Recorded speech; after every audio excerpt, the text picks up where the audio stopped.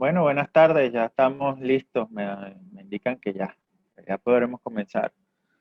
Bueno, ante todo, me presento ante ustedes, mi nombre es Ángel Díaz, yo soy abogado, egresado de la Universidad Valle del Monboy, en Valera, Estado Trujillo, y básicamente pertenezco a Emprenca como un asesor a nivel del derecho laboral. Sin embargo, pues como soy abogado, puedo dar todo un amplio rango jurídico al respecto del emprendimiento. También pues soy emprendedor toda la vida, desde que salí de mi hogar. He andado emprendiendo cosas, tropezándome como creo que la mayoría de los que estamos aquí, que somos unos entusiastas del emprendimiento, ¿verdad? Y también pues he estado a cargo de una empresa, de una imprenta que se llama Tipografía y Litografía de la Orquídea desde aproximadamente 13 años, y he vivido todas las facetas desde el punto de vista de ser un trabajador, de ser de tener personal a mi cargo, y bueno, inclusive pues de llevar todos los requerimientos legales necesarios, de crear una empresa, bueno, eso me permite dar una visión al respecto, ¿no? Pero bueno, el tema que nos ocupa hoy es cómo materializar tu emprendimiento jurídicamente sin perder el entusiasmo.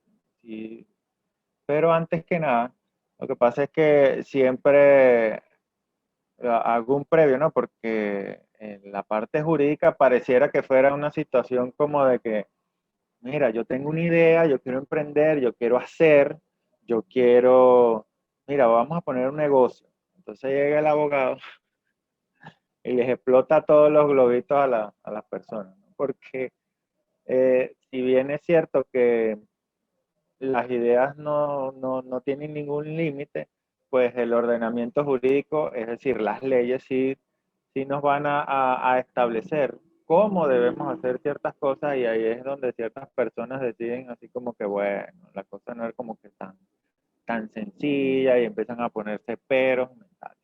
Sin embargo, quiero recordar una frase de Mike Todd que dice: nunca he sido pobre, solo he estado sin dinero. Ser pobre es un estado mental y no tener dinero es una condición temporal.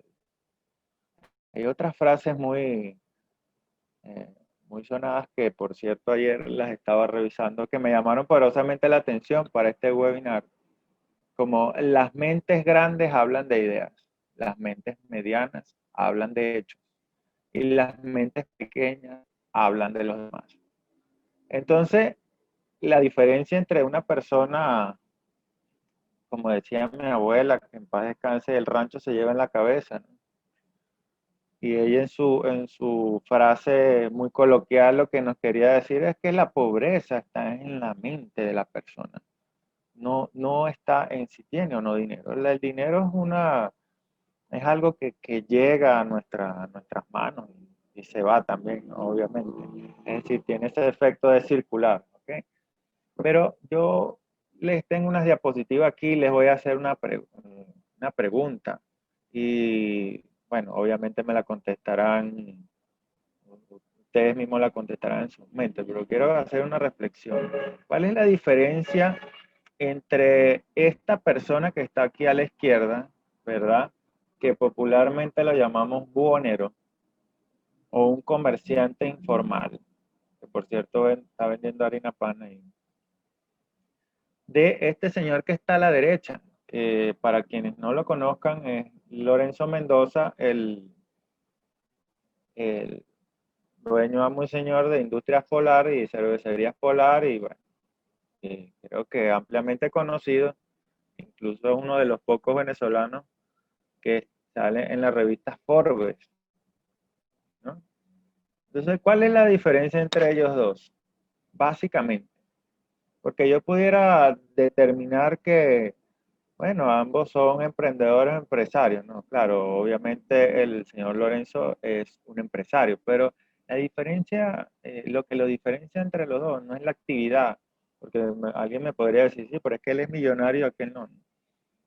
Simplemente es la mentalidad que tienen ambas personas. Y por qué digo esto? Porque yo sí considero y todas personas que tenga esa capacidad de soñar puede convertirse en un Lorenzo Mendoza, ¿y por qué no? Ahora, ¿qué hace Lorenzo Mendoza que no hace el estimado amigo anónimo Bonero? El amigo Bonero pues pone su tarantín en la calle, no tiene empresa, creo que paga algo a la municipalidad, según el municipio donde esté, no paga salario, si porque trabaja para él mismo, si genera empleo para otro, no cumple con las formalidades que establece la ley orgánica del trabajo y no da factura, no, no entera impuestos nacionales de ningún tipo. Entonces, en cambio, el señor Lorenzo Mendoza cumple con todas las. Y si no cumple, lo hacen cumplir, ¿no? Como todos hemos sabido que ha sido objeto de fiscalizaciones eh, casi continuas, ¿no? Y básicamente sale una ley y, no sé, llámela cualquier ley, la ley orgánica de precios justos, y él se adapta a la ley, ¿no? En cambio, el amigo que está aquí a la izquierda, el del amigo buhonero de la economía informal, no lo hace. Ahora, entonces es una cuestión de que si tú de verdad quieres emprender, ¿verdad? Toda esta información que te voy a dar a continuación no es para que pierdas el entusiasmo, es para que de verdad eh, puedas llegar al éxito. Porque, a ver, ¿quién de los dos está en la revista Forbes? Entonces, vamos a adentrarnos en este mundo jurídico y lo primero que vamos a ver es que la gran diferencia entre estos dos la vamos a resumir entonces en la legalidad. Es decir, uno cumple los parámetros legales y el otro no. Entonces ya veremos qué es lo que deseamos, hasta dónde quiero llegar y hasta dónde yo como emprendedor deseo triunfar, obtener ingresos, ser, en fin. Primero que tenemos que tomar en cuenta es que cómo vamos a emprender nosotros. Y aquí hay unos primeros pasos, pero no nos adelantemos. La primera pregunta que yo les hago es ¿cómo vas a emprender? ¿Vas a hacer una compañía anónima? Es decir, ¿vas a tener una sociedad o lo vas a hacer tú solo? Porque hay dos formas. Podemos hacer solo o podemos establecer un socio. Si lo hacemos nosotros solos, tenemos que tomar en cuenta lo siguiente. ¿Va a ser con tu profesión o vas a ejercer el comercio? Porque, por ejemplo, podemos tener un contador que decide colocar una oficina contable y ese va a ser su emprendimiento. Entonces, esta persona, como es licenciada en contaduría pública, lo puede hacer sin ningún tipo sin mayor limitación que, bueno, que pagar impuestos nacionales, dar facturas, tener su talonario de factura y puede facturar, ¿cómo se llama? Honorarios profesionales. Ahora bien, si yo soy una persona natural y yo deseo ponerme a vender, no sé, teléfonos celulares, por ejemplo, yo tengo que adecuarme a la norma. ¿Cuál norma? El Código de Comercio. El Código de Comercio me establece que eso es un acto de comercio. Como eso es un acto de comercio, ahí es donde salen las firmas personales que nosotros hemos escuchado por ahí, ¿no? Que hay que hacer una firma personal. Ahora, lo que no se debe hacer es una firma personal para yo trabajar como contador o yo una firma personal para yo trabajar como abogado, porque esa es mi profesión. Entonces, si yo, abogado, voy a vender teléfonos celulares a partir de ahora, necesito, ¿verdad?, registrar una firma personal. Eso en primer. ¿Dónde registramos esa firma personal? En un registro mercantil. Ahora bien, la otra forma sería que yo me asocie con alguien y decida hacer una compañía anónima. Y entonces les recuerdo que una compañía, que una sociedad es básicamente como un matrimonio, uno tiene que escoger bien, porque ese socio que está ahí va a tener deberes y derechos, al igual que usted, en esa compañía. ¿Y cómo se crea esa compañía? Igual con un documento que registramos en el registro de comercio. Y eso no es tan sencillo como se ve. Y es algo que yo hago hincapié. Señores, por favor, cuando hagan las compañías anónimas, normalmente buscan un abogado. El abogado redacta el documento y ya está. Y ya lo tenemos. Pero lean, porque eso es un contrato. Es decir, cómo es, cómo el socio A y el socio B se van a relacionar. Y eso es muy importante, porque luego después pueden venir situaciones que perjudican esa relación que hay entre los socios. Entonces, eh, normalmente la gente hace un contrato de sociedad verbalmente, es decir, le dice, mira, vamos a asociarnos. Ah, ¿qué pones tú? No, yo tengo $1.000.000. Bueno, eh, $1.000, por ejemplo, y yo tengo esta máquina, yo sé hacer esto, yo pongo el dinero, yo pongo las máquinas, yo tengo el local, eso ya lo están creando como un contrato de sociedad, aunque sea verbal.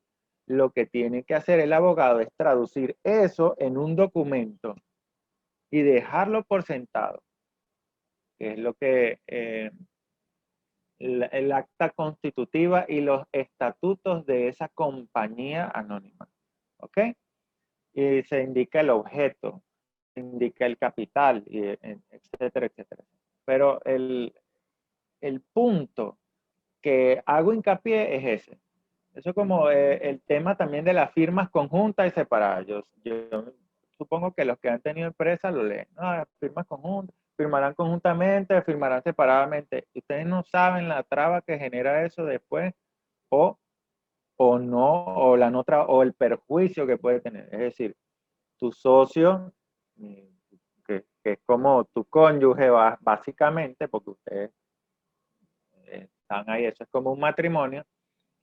Si en el documento yo le indico que puede eh, pedir crédito, que puede hacer y deshacer con la empresa de forma separada, en mi autorización, él lo hará y después yo no le puedo reclamar. Por eso es que no le podemos dejar todo al abogado para que el abogado lo haga todo y después, no, no, no, no, eso lo tiene el abogado. Mira, pero es que te voy a hacer una pregunta. No, no, eso lo tiene el abogado. No. Y por favor también el abogado debe de asesorarlos al respecto. Igual que las firmas conjuntas. Bueno, yo sé que ya lo de los cheques ya pasó de moda hace rato, pero eso también era un detalle. Firmas conjuntas, firmas separadas, los dos firman en el cheque. Bueno, ya habiendo definido esto, qué es lo que yo voy a hacer, entonces, bueno, vamos buscamos el abogado que nos, necesitamos tres cosas. El abogado que nos haga el documento. El contador que nos haga el balance sobre el capital de esa empresa que van a hacer o de la firma personal. No, de la empresa. Y por último, estoy hablando en el caso de las compañías anónimas, y por último, el comisario, que puede ser un contador público o un administrador. Al tener eso, se registra en el registro mercantil, ¿verdad? Al tener el registro, se publica, y aquí estaría en este paso 2, publicar registro, dice ahí, en un periódico. Hay periódicos especializados para eso. Luego de eso, vamos al CENIAF y sacamos el RIF, que es el Registro de Información Fiscal. Y con eso, ya básicamente, tributariamente estamos naciendo. ¿Ok? Luego de eso, podemos ir a la imprenta, ¿verdad?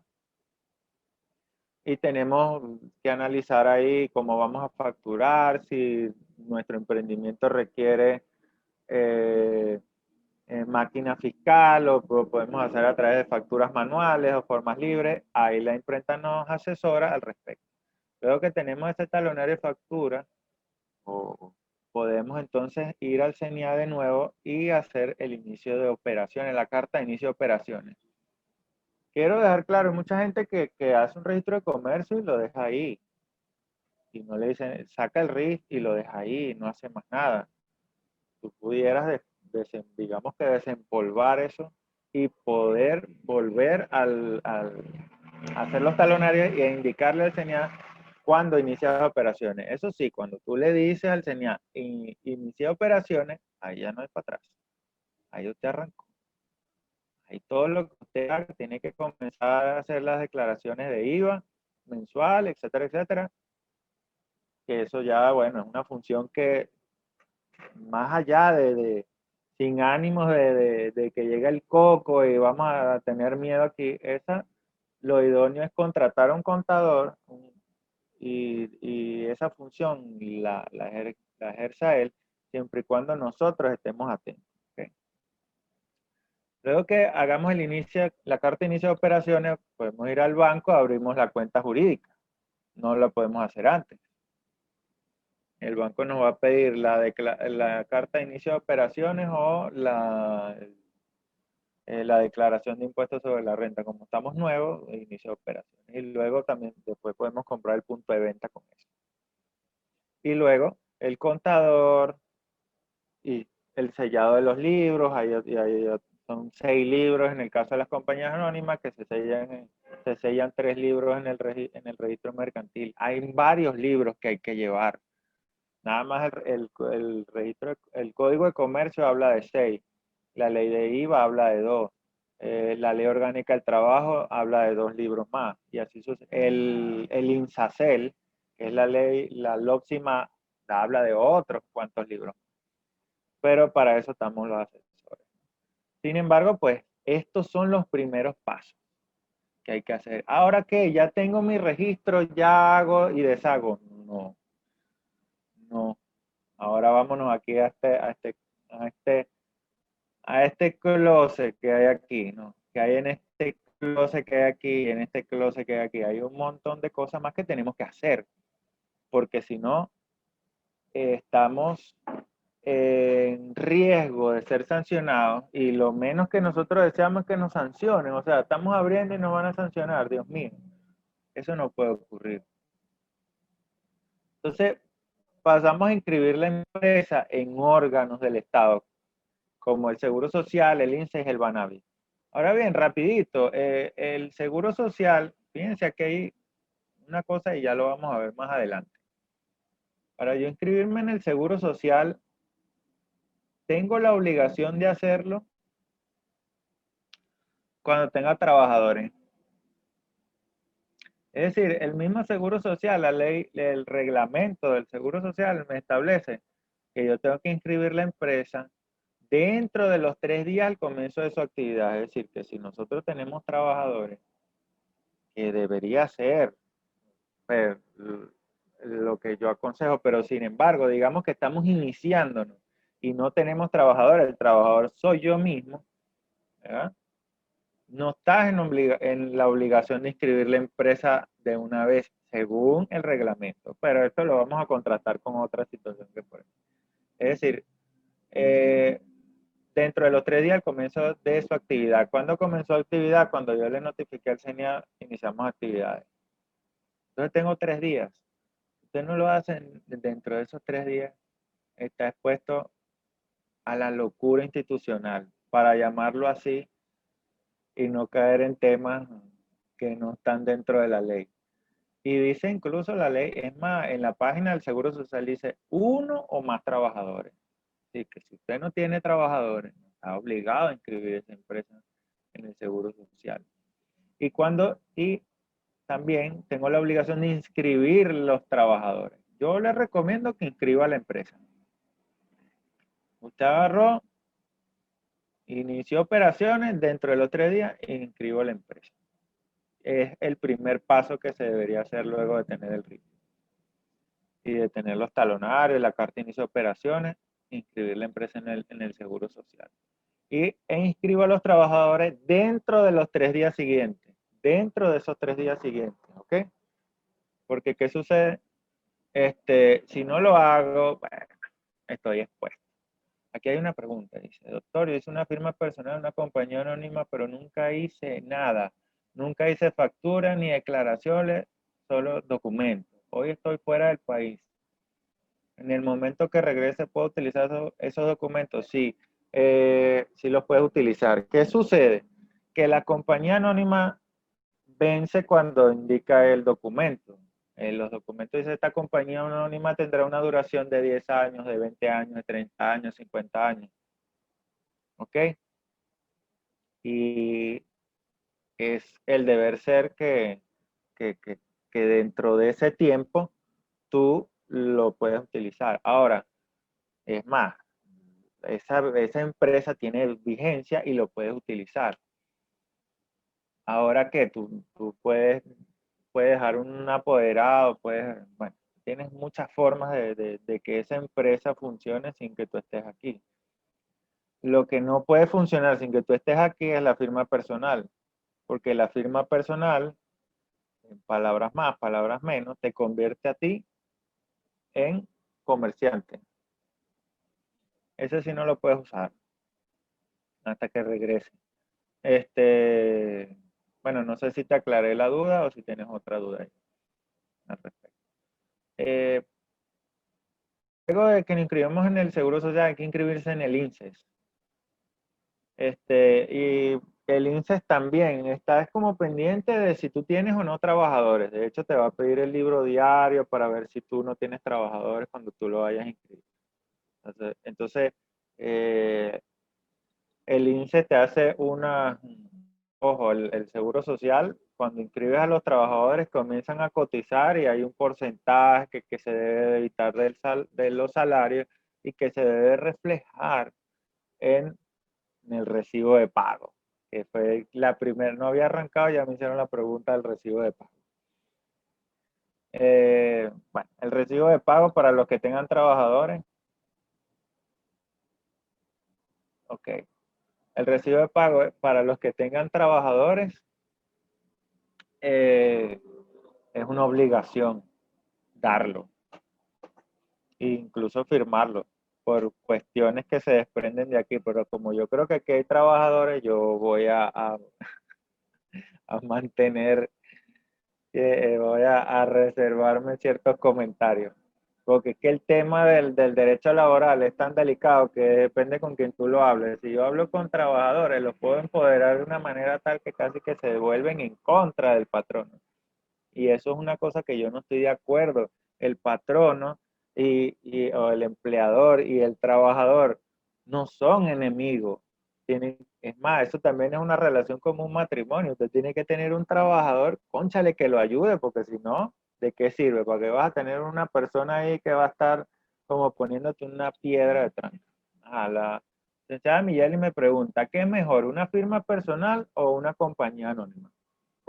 Depende. Yo le voy a indicar.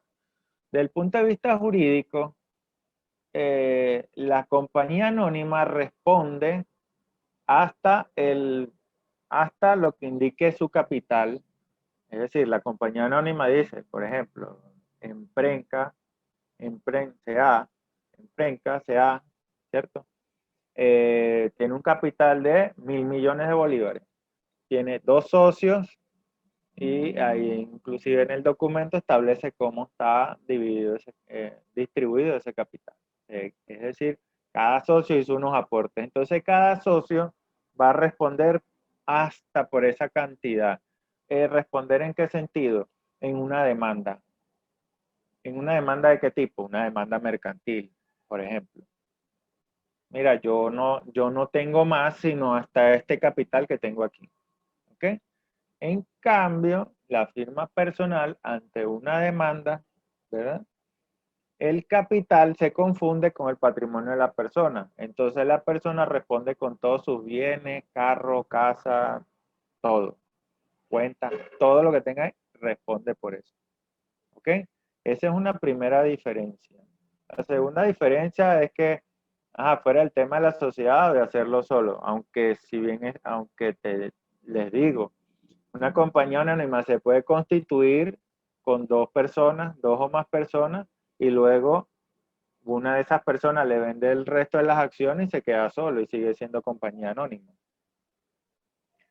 Este, pero, sin embargo, el tema también de los créditos, aunque eso está como pasado de moda por ahora, pero yo estoy seguro que lo retomaremos en un futuro. El tema de los créditos bancarios es, normalmente los bancos le prestan más dinero a las compañías anónimas que a las firmas personales. Hay otro tema por ahí que me parece absurdo, por ejemplo, unas compañías grandes que no hacen, no, mira, proveedores, ok, no, pero solamente compañías anónimas. ¿Por qué? Eso fue una costumbre que se creó por ahí que no tiene ningún sentido porque ambos están autorizados para ejercer ese acto de comercio que indica el documento, tanto la firma personal como la compañía anónima. Era absurdo, pero ni modo. Es más, incluso él tenía a las imprentas, habían imprentas que eran firmas personales y las obligaron a ser compañías anónimas. Me parece absurdo, pero fue como una especie de moda. Ahorita la moda es hacer firma personal, porque ahora, ¿cuál es la otra diferencia? Las obligaciones que existen desde el punto de vista del Código de Comercio en cuanto a la cantidad de libros y demás. Por ejemplo, la compañía anónima tiene que tener libro diario, el libro mayor, libro inventario, libro de accionista. No importa el monto de capital suscrito, sí importa, siempre va a importar el monto del capital suscrito. No sé si esa pregunta va a lo de la firma personal o a lo de la compañía, pero por ejemplo, si un banco te va a prestar dinero, lo primero que ve es qué capital tiene, porque con ese capital es que van a responder. Si yo le presto, si tiene un capital de 1 millón de bolívares, hablemos en bolívares fuertes, soberanos, reconvertidos a fuertes. Quitémosle 3 ceros, vamos. Tiene un capital de 1 millón de bolívares y el banco te presta 2 millones y tú no le pagas, el banco te va a demandar a ti para que le pagues. ¿Y hasta dónde vas a responder tú? Hasta 1 millón de bolívares. Entonces, por eso es que el capital debería de estar totalmente actualizado, aunque es básicamente difícil en estos momentos. Sunervi pregunta, ¿cuál es la diferencia entre SA y CA? Ninguna. Lo que pasa es que el Código de Comercio habla de sociedades anónimas. SA significa sociedad anónima y CA significa compañía anónima, pero es exactamente lo mismo. Ajá. ¿Qué otra diferencia entre una firma personal y una compañía anónima? La compañía anónima tiene bastantes obligaciones en cuanto es decir, cuando termina el año, tiene que hacer una asamblea ordinaria. Entonces esa asamblea se levanta en un acta, se refleja en el libro de actas que está sellado por el registro mercantil y entonces además de eso se registra el acta de asamblea, donde también se aprueban, por ejemplo, los estados de ganancias y pérdidas que el contador al finalizar el año realiza.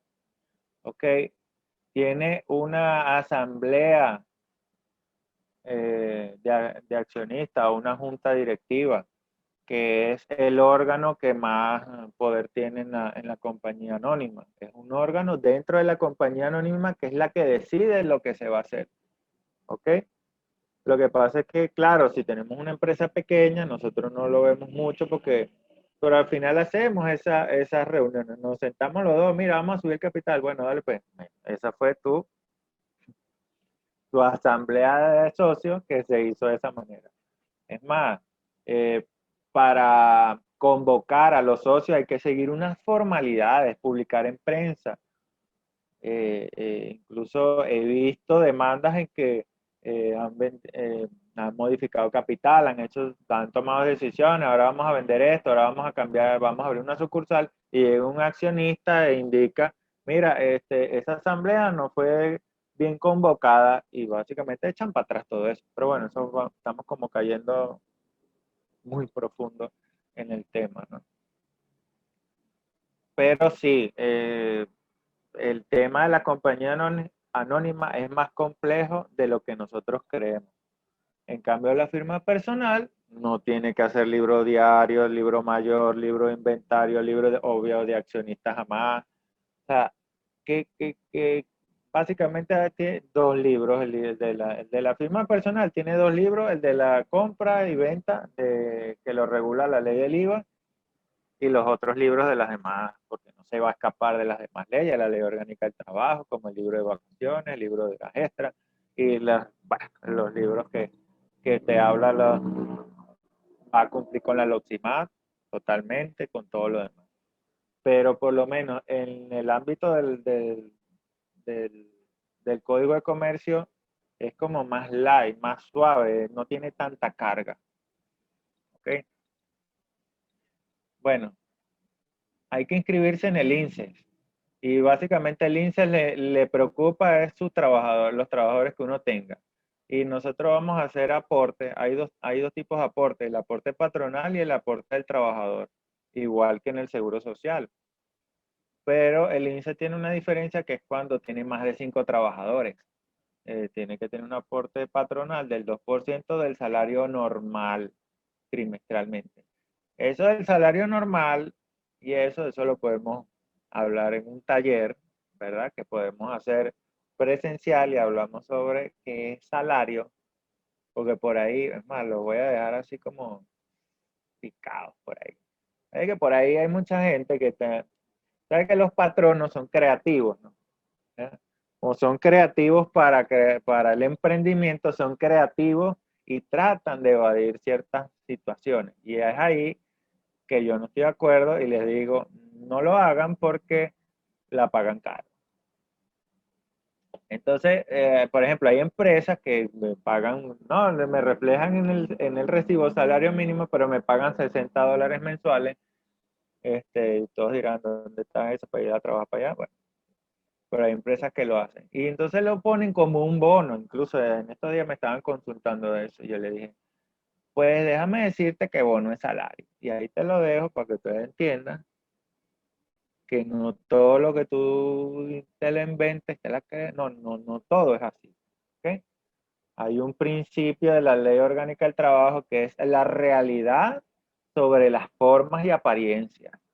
Entonces no nos podemos poner tan creativos. La creatividad tiene que estar a nivel del emprendimiento, de los modelos de negocio que vamos a hacer. No, que voy a emprender así, que lo voy a hacer online, que lo voy a hacer presencial, que tengo delivery, no tengo delivery. Pero para la ley orgánica del trabajo no es buena la creatividad. Eh, y les recalco esto porque en el Banavi los aportes patronales y del trabajador son sobre salario integral. Entonces ustedes dirán, bueno, ¿cuál es? ¿Y qué es salario integral? ¿Y qué es salario normal? Es más, el presidente de la República habla de que el salario integral es erróneamente, dice, que el salario integral es el salario mínimo más el cetatique. No, no lo es. De hecho, el cetatique no es salario. Bueno, eso lo podemos hablar en un taller de salario y prestaciones sociales, que es bastante interesante para los emprendedores que ya manejan personal. Entonces, fíjense, hay que estar inscritos en el Seguro Social, en el INSEE y en el Banavi, en los tres. En el Banavi, ¿cuál es el famoso FAOB o cómo es que lo llamaban antes? Ley de Política Habitacional. ¿Por qué? Porque también tenemos que estar inscritos en el Ministerio del Trabajo, en una cuestión que se llama Registro Nacional de Entidades de Trabajo. Ahorita se asustan mucho, no se vayan a asustar, con calma, ¿verdad? Porque ese es otro paso que hay que hacer. ¿Y qué hacemos ahí? La famosa solvencia laboral. ¿Y qué hacemos ahí en el Ministerio del Trabajo también? Hacemos una declaración trimestral de los salarios de los que estamos pagando a los trabajadores. Entonces, fíjense que las últimas 4 órganos les interesa totalmente si usted tiene o no tiene trabajadores.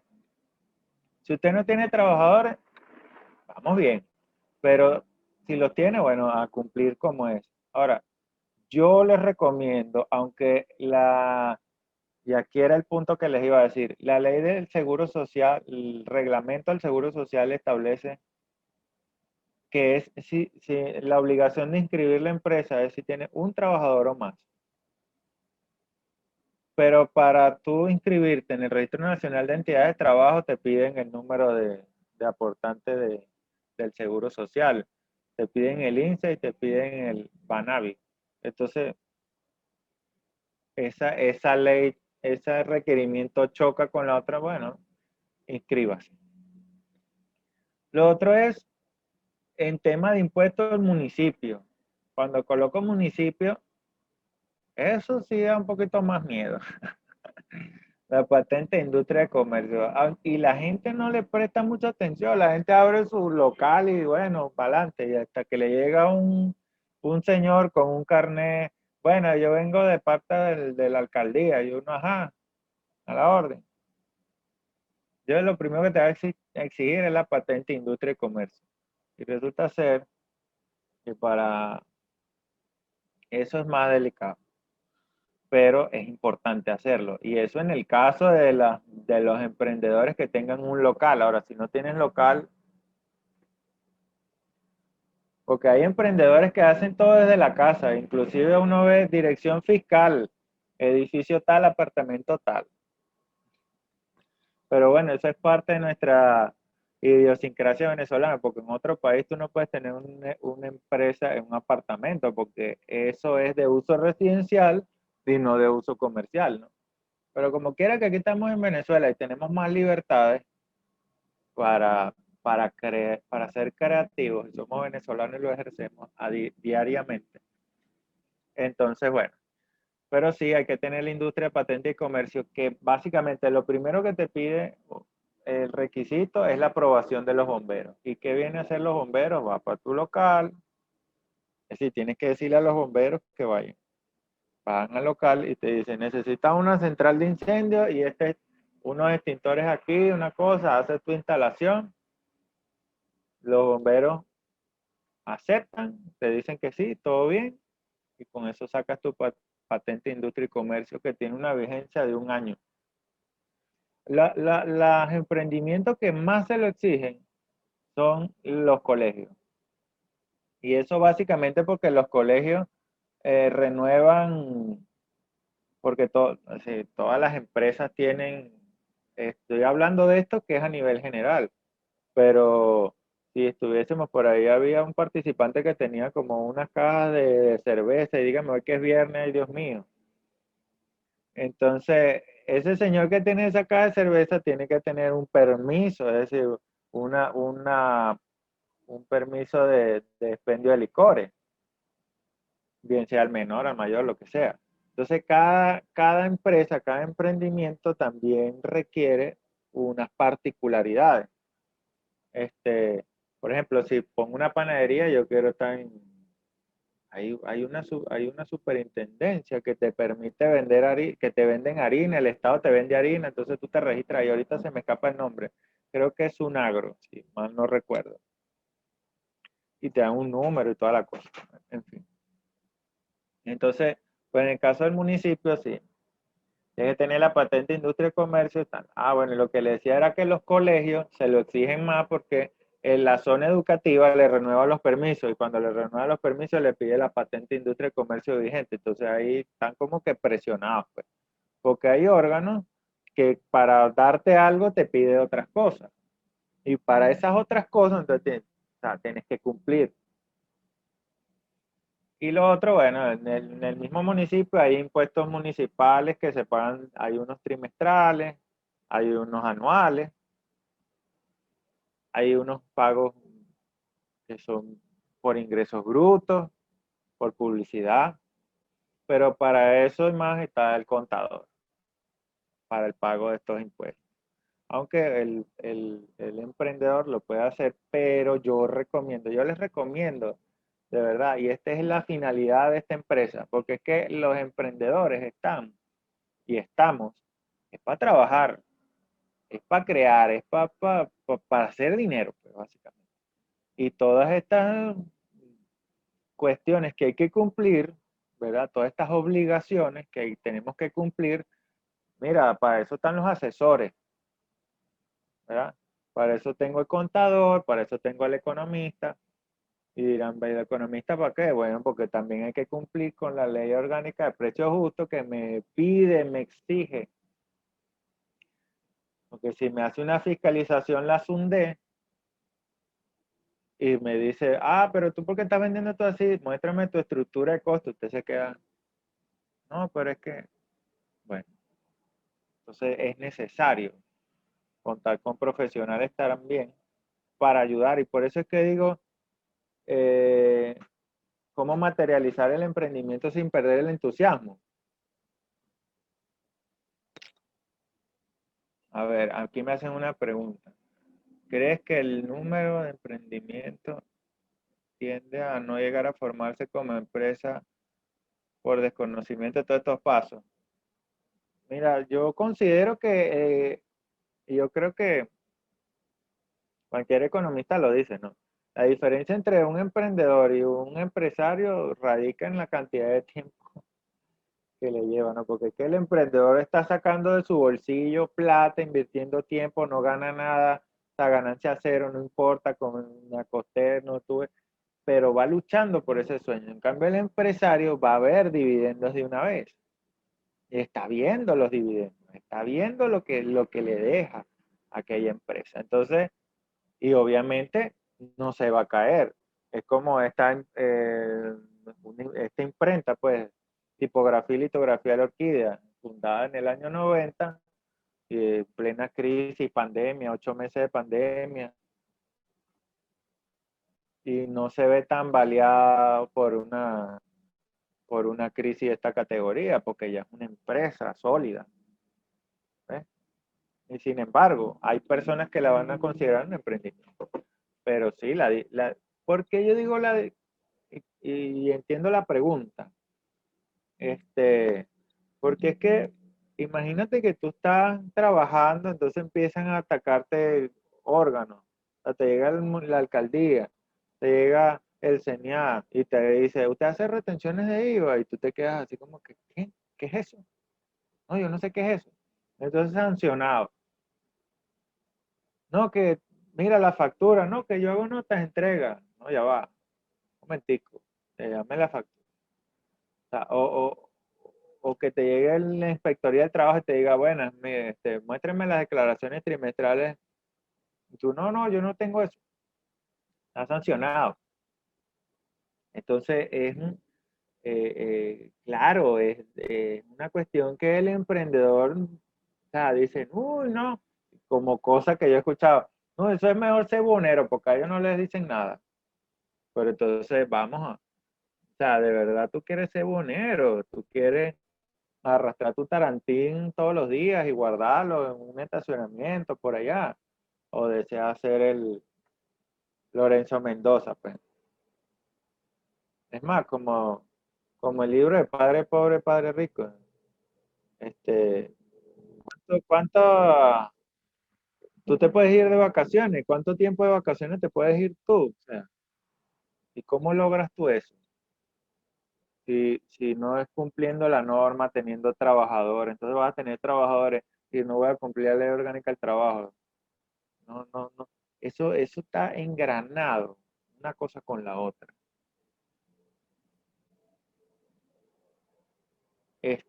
No sé qué otra pregunta al respecto. Eh, la otra obligación es lo del CENIAN. El CENIAN en el caso es de impuestos nacionales, cuestiones como el IVA, la retención de impuestos sobre la renta. Yo creo que hay una cosa que más desanima a los empresarios cuando llegan y los notifican de que ahora son contribuyentes especiales. Es una cosa que la gente casi que, no, qué horrible.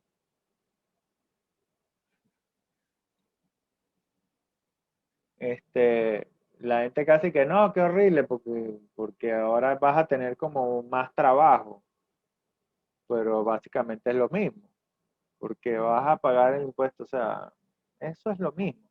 Hay que entender que toda la actividad que tú ejerzas paga impuestos, a menos que tú seas médico. Y sin embargo, los médicos, saludos de Maracay, me dice, y sin embargo, los médicos pagan impuestos sobre la renta. Es decir, que no, eso es imposible, no hay una actividad que esté exenta de impuestos. Inclusive anteriormente las cooperativas estaban exentas de IVA, impuestos sobre la renta, de todo tipo. Y ya como se dieron cuenta que todo el mundo hacía una cooperativa para evadir, porque era para evadir, porque no, ni siquiera tenía el sentido de cooperativa. Entonces, nada, modificaron la ley del impuesto sobre la renta y ahora toditos a pagar. Y la ley del IVA, bueno, a pagar y todos a pagar. Entonces vamos a emprender, claro, vamos a hacerlo con responsabilidad. Hay que tomar en cuenta todo esto, pero no desanimarse, porque considero que es peor. Y a ver, aquí somos emprendedores. Es decir, yo siempre he dicho que hay dos clases de personas. Los que trabajan bajo relación de dependencia, es decir, que les gusta el 15 y el último, porque se sienten seguros. Y están los emprendedores, que, no, que bueno, que se arriesgan. Pero bueno, cuéntanos por favor de las facilidades para registrar en cuanto a los aranceles de registro. Bueno, esa pregunta me mete a mí en camisa de once varas. El presidente de la República indicó que para los nuevos emprendimientos se ríe. No, es que, bueno, el presidente de la República indicó que los aranceles de registro son cero. Si usted no va a pagar nada, alzaré. Pero usted sabe que hay otros aranceles que no son precisamente los del Sarén, que eso no son cero. A menos que, bueno, pero sí se puede hacer, realmente se puede hacer desde el punto de vista legal y jurídico. Ajá. Ay, hay más preguntas. Sí. Pero bueno, sí se puede hacer desde otro punto, desde el registro se puede hacer. Lo único que es que, bueno, como estamos en pandemia, tienen un horario reducido, etcétera, etcétera, va mucha gente y bueno, hay que estar desde extremadamente temprano. ¿Por qué causa es recomendable hacer notificaciones al señal? Es que el Código Orgánico Tributario establece que al señal hay que notificarle todo. Todo. Si usted tiene una compañía anónima y cambió de socio, notifíquele. Sube capital, notifíquele. Dejó de facturar, notifíquele. Va, lo que usted haya hecho, notifíquele. De hecho, en la página donde está el RIF, ahí van socios, direcciones, sucursales, etcétera, etcétera, etcétera. Y todo eso hay que tenerlo actualizado. Incluso hay un número que yo no recuerdo bien cómo se llama, pero es como el señal lo pide, que va a depender de la actividad. Y te pide cuál es tu actividad primaria, la secundaria, la terciaria. Eso sale un número que tiene que ver como con un código internacional de actividad y eso tiene que ver más con el área contable. Y yo veo que la gente, o sea, usted tiene una ferretería, de pronto tú lo ves vendiendo harina pan y cosas así. Yo digo, y eso lo habrán reflejado en el señal. Y que si no lo hace, o sea, el señal te fiscaliza y te dice, ah, usted está multado porque el mismo Código Orgánico Tributario y todas las normas tributarias dice, si usted me oculta información, yo a usted lo sanciono.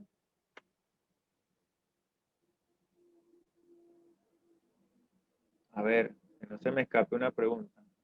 ¿Cuáles son las características que deberíamos ver un abogado para que sea el indicado para nuestro emprendimiento? Porque dicen que hay unos que son muy costosos y no resuelven. Bueno, creo que la frase más común del abogado trampuleto es tranquilo que eso está listo. O sea, sí, es verdad que uno desea, yo me voy a salir de abogado y voy a ser un empresario. Y cónchale, yo tengo todas las dudas. Y yo le digo, mire, doctor, yo necesito hacer esto, esto, esto y lo otro.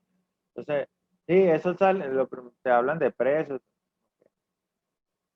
Obvio, yo entiendo eso. ¿Por qué? Porque a los colegas también bueno, son gajes del oficio y es normal, pues. Pero el abogado en sí, no, en vez de responderte tranquilo, que eso está listo, tranquilo, que eso ya salió, tranquilo, que eso va bien. No, eso no va bien, explíqueme cuál es el procedimiento, explíqueme qué es lo que hay que hacer.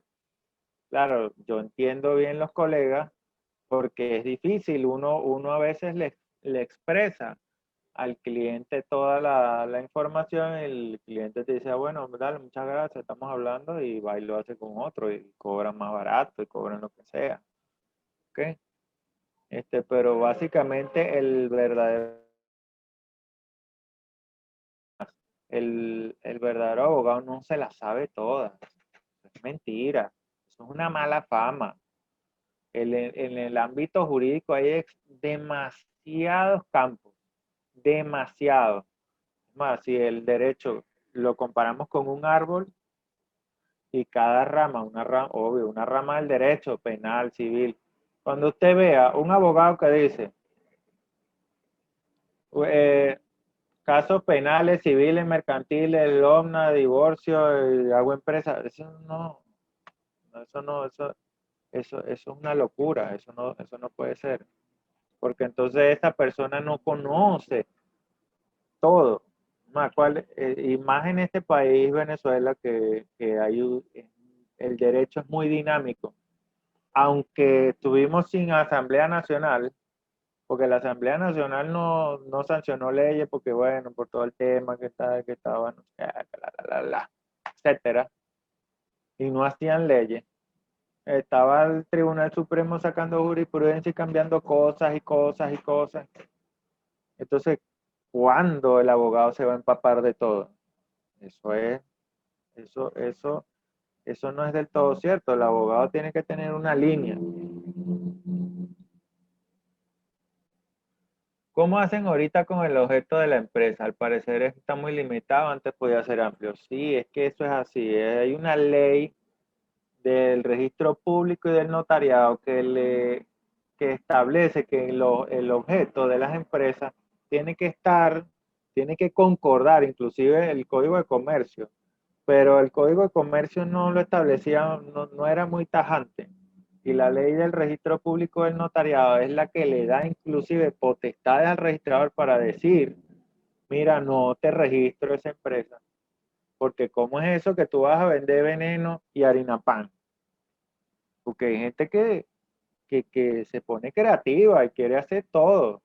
Entonces coloca, vendo veneno para rata, harina pan, ferretería, almohadas, colchones, tractores. O sea, eso no guarda relación y tiene que guardar relación, porque eso es absurdo realmente, porque ningún emprendedor hace tanto y da para todo. ¿Qué, qué es lo que vas a hacer? Lo primero que te... Mira, quiero hacer un emprendimiento, ¿qué vas a hacer? Oh, vender arepas. Bueno, y el que vende arepa vende empanada, y el que vende empanada vende pastelito, el que vende pastelito vende pequeño, pero no me va a salir con una tuerca, un tornillo de repente. Eso es absurdo, no voy a estar con una cosa aquí y la orden las arepas y tengo los tornillos de pulgada y media. No va a pasar. Entonces, eso, eso también da como para, bueno, como para esas empresas de maletín, que eso es un término peyorativo que yo desde mi punto de vista no comparto, porque empresas de maletín, pero son empresas, ¿para qué las registran? Eso tiene toda nadie la sataniza, solamente el término. Pero bueno, yo entiendo que la gente desea abrirse, pero yo también, porque hay ferreterías, por ejemplo, aquí en Valera, que de pronto también, eh, ferretería en la Avenida Bolívar, que ahora estaba viendo y tenía granos afuera. O sea, tú, hablando de las obligaciones de los empresarios para vender comida, tienes que sacar el registro sanitario y hay cinco, cinco o seis tipos de registro sanitario. ¿Usted cree que le van a dar el registro sanitario cuando usted vende tornillos y cosas y aceite y tiene aquí unos granos y de paso los manipula? No, no le dan el permiso. Entonces ahí estás expuesto a una sanción. Bueno, no sé qué otra pregunta deseen hacer. Eh, ¿Cómo fue que acotó la realidad supera esto en cuanto a la creatividad? Me pareció muy bien el fondo de la idea. Sí, lo que pasa es que hay principios del derecho laboral y dice la realidad sobre las formas y apariencias. ¿Okay? Te voy a dar un ejemplo clarito, William. Hay muchas empresas que mira, no sé, has escuchado la inamovilidad laboral, por ejemplo. La inamovilidad laboral está para todos los trabajadores, excepto en los cargos de confianza. Entonces agarras tu trabajador, que es un trabajador tuyo común y corriente, y entonces le pones un cargo que dice, no sé, te pones creativo, patrono creativo, y empieza el consultor senior o consultor diamante, triple diamante, no sé qué. Y agarran y describen, hacen una descripción de cargo, porque eso también es parte de la obligación de la empresa en el contrato de trabajo que tú le haces a cada trabajador. Y ahí nos metemos con otra cosa, por eso no es el tema de ahorita, pero sí es y no es, porque es muy profundo. Entonces yo digo, no, él va a tener, él es un trabajador de confianza. Y resulta que no lo es, porque el trabajador de confianza, tú le das las llaves del negocio, el trabajador de confianza, tú te vas y lo dejas a cargo. Entonces resulta ser que él demuestra en el tribunal que no era trabajador de confianza por las actividades que él hacía y el juez laboral aplica el principio de las formas de la verdad sobre las formas y apariencias. Y te dice, eso es una forma y apariencia, realmente es un trabajador. Y si están parados bajo la inamovilidad laboral y tal, y sentencia. Entonces, ahí es donde no te puedes poner creativo. Para evadir la ley no te puedes poner creativo. La realidad sobre las formas y apariencias, un principio del derecho laboral. Bueno, según su criterio, ¿cuáles son las mejores oportunidades de emprendimiento para este próximo año? Mira, hay una cosa, yo pasé incluso hasta por una crisis en esta pandemia, y es que creo que todos nos dimos cuenta en esta pandemia que era lo único que tenía trabajo: alimentos, farmacia, o sea, sector salud, o sea, sectores básicos. Y ojo, todo lo que se desprendiera de eso, porque si bien es cierto que los chinos que vendían alimentos, pero también estaban la panadería que vendía el pan y todo, y inclusive algunos restaurantes, sabemos gente perro calientero todavía full, y uno dice, ¿cuál crisis? O sea, no hay crisis. O sea, como dicen algunos venezolanos en el extranjero, entonces, ya no entendemos Venezuela porque hablan de crisis, pero está full aquí, no sé qué, etcétera. Pero sin embargo, o sea, apenas hace poco es que vienen a abrir los tribunales y nosotros los abogados estábamos mirando para el techo, ¿no? Entonces, eh, ¿cuáles son los mejores emprendimientos? Aquellos básicos. Es que ni las escuelas, porque bueno, estaban las maestras por internet, pero es que no, o sea, yo digo, hagamos un análisis de lo que hemos vivido desde el 16 de marzo hasta ahora. ¿Quiénes son los que han prosperado? Es más, yo veo aquí en Valera todavía locales montándose, locales, vamos a hacer algo. Pues, tú ves que tú pasas y están modificando el local y ¡pum! Abrió.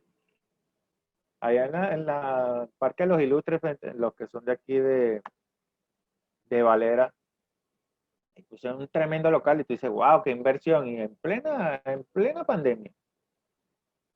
Entonces sí se puede emprender. Lo que pasa es que uno tiene que estar consciente de qué cosas o de qué actividades son las que se necesita. Es como un tipo que yo sigo en Instagram sobre el emprendimiento. Él decía, sí, estaremos en crisis, lo que tú quieras, pero analiza el nicho de personas, es decir, la gente con que yo me rodeo, la gente, el target que yo tengo, son gente de dinero, son gente clase media, es gente pobre, y analiza cuáles son las necesidades que tienen ellos y satisface esas necesidades, porque dicen que de las crisis vienen las oportunidades, básicamente por eso, porque, porque de esa crisis salen, es más, la Nutella la inventaron en la Segunda Guerra Mundial, en Italia, porque querían que el chocolate, con el tema de las calorías, y que fuera líquido, que en el invierno, y que fuera un alimento que la... Y ahí, bueno, ahorita se desvirtuó porque no es tan alimento, pero es que así surgió, o sea, entonces, ¿qué más que terminar la guerra con Mussolini colgado ahí? Y un tipo dijo, no, vamos a hacer aquí la Nutella. Y qué madre invento, o sea, en fin, creo que hay que analizar dónde estamos y tampoco creernos como que, tipo, que hay como modas, pues. No, ahora vamos a hacer tal cosa porque en Estados Unidos, no, o sea, aquí es otra cosa. En Estados Unidos es un país diferente a Venezuela. Por eso es que, dígame, ahora todo el mundo importa cosas de Estados Unidos. Ah, pero todo eso se vende. Hasta ¿tú crees que todo lo que importan de Estados Unidos se vende? Es más, y sientes que como esa es la moda, lo voy a hacer yo. ¿Y qué vas a resolver? Porque ya todo el mundo lo hace, ¿no? Pendiente de las criptomonedas, el resurgimiento de la Bolsa de Valores de Caracas, sí. La Bolsa de Valores de Caracas resurgió, aunque creo que ese tema, bueno, no sé, que aplica a los emprendedores, pero es que es un tema bastante profundo que no todo el mundo lo entiende, inclusive las criptomonedas no todo el mundo lo entiende. Pero creo que ese tema ha sido, lo vamos a tener que entender a juro. Inclusive, pues el mismo Estado ha utilizado criptomonedas, ¿no? Y las sigue utilizando. Bueno, no sé, creo que estamos sobre la hora, 45 minutos y creo que llevo una hora aquí. Pero no sé qué otra pregunta tengan y si no, pues finalizaré el webinar recordándoles qué quiere ser, buhonero o empresario. El buhonero no cumple nada y el empresario tiene que cumplirlo todo.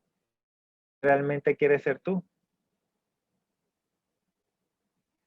Y mi teléfono, como no, le voy a escribir aquí mi teléfono, 0412-174-0021.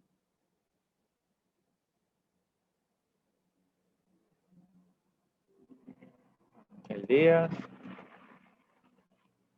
y mis redes sociales.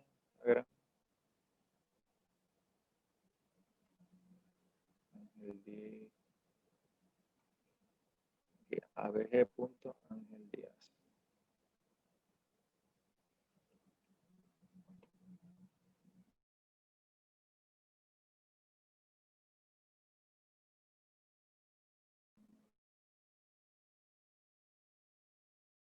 Dejo la publicidad en el cual yo voy a estar participando en el segundo nivel.